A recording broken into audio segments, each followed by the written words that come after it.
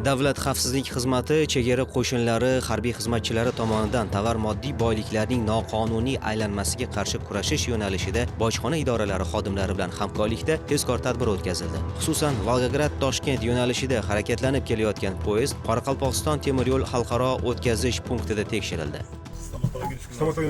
Vagonni tepa qismiga ventilator shaxtasiga siz yashirdingizmi? Men yashadim. Sizgami?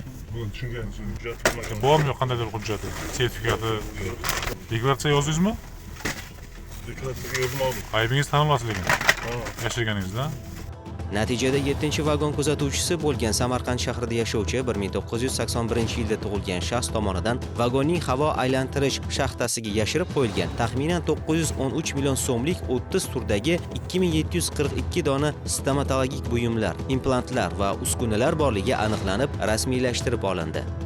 Shuningdek, poyezdning 12-vagonida ham shunga o'xshash holat aniqlanib, vagon kuzatuvchisi bo'lgan Toshkent shahrida yashovchi 1976-yilda tug'ilgan fuqaro tomonidan bojxona ko'rigidan yashirin ravishda olib kirilgan taxminan 1,5 milliard so'mlik 12 turdagi jami 894 dona dori vositalari hamda tibbiy anjomlar ashyoviy dalil sifatida olindi. Ma'lum bo'lishicha, vagon kuzatuvchilari moddiy manfaatdorlik evaziga tibbiy buyum va dori vositalarini Toshkent shahriga yetkazib berishlari kerak bo'lgan. Hozirda surishtiruv ishlari olib borilmoqda.